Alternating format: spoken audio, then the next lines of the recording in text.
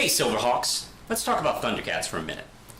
Now, last week it was announced that the show was going to be officially starting in 2019. Now, there had been murmurs that they were about to make this announcement for a while, but there really was not any information about what the show was. They made a big debut of it, and a big announcement with a video showing some of the art, the opening titles, and the creators talking about the show and what they want to do.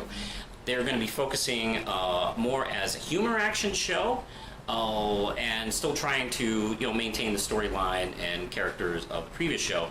And as always, the fans reacted with their usual bit of open-mindedness and just I couldn't even say that with a straight face. Yeah, people exploded over the Thundercats. Now, let you know, I am, of course, a teenager from the 80s.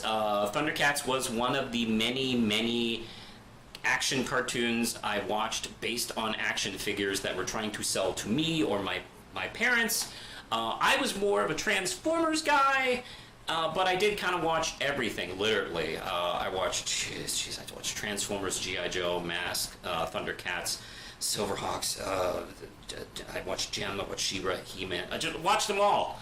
And, yeah, Transformers was my thing. So, not so much on Thundercats. So, if you screw it up, if you do a great job, whatever, I'm fine. I have no dog in that fight, or I have no cat in that fight. It's not the hill I want to die on, is Thundercats, is what I'm saying.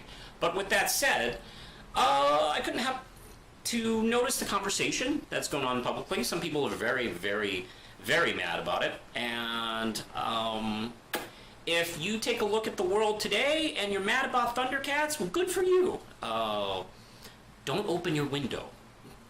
But let's talk about something that I don't feel is being properly addressed in this conversation. Now, of course, people who are really mad about it are super pissed off that they are doing this as a comedy action series. They feel like the original integrity of the show from the 80s is being spit on by this and not taken seriously, and is being turned into something stupid for kids. Cartoon for kids. As opposed to the serious adult cartoon that was in the 80s. And there's also the people defending it by saying, hey, look, this is a new generation. This is a chance for kids to kind of discover it on their own terms and, see what they do with it. And, hey, if they like it, maybe they'll investigate the previous two versions of the show. Those are both valid arguments. And I do want to mention something that I feel like I'm kind of in between on this, because I gotta admit, the tone and the animation style is rather jarring. I will admit that. But here's the thing. In the last few years, there's been a rise on the three cartoon networks, Disney, Nickelodeon, and Cartoon Network, of comedy action shows. And, they kind of really started getting going with Adventure Time. That really kind of pushed this new trend into the mainstream. Although it did start, admittedly, I think, with Powerpuff Girls and then with Samurai Jack. And yeah, Samurai Jack is supposed to be sometimes funny. And then, of course, like I mentioned, Adventure Time.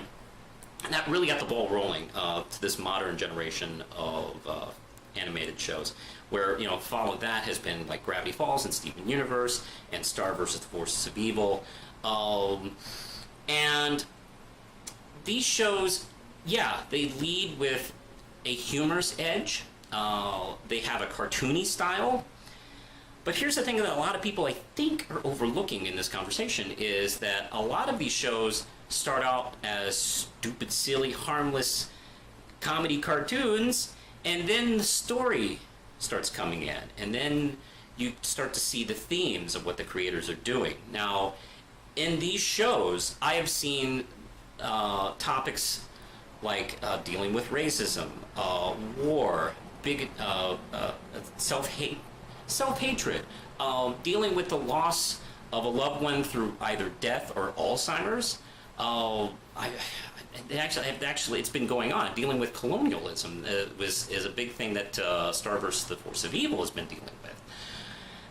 And they've been doing this in ways that I haven't seen a lot of the serious action cartoons deal with. So that's kind of been the trick of these shows, to kind of lure you in that way and then hit you over the head with kind of like darker themes. And maybe they might be able to get away with that because they're cute, adorable, kind of like silly cartoons.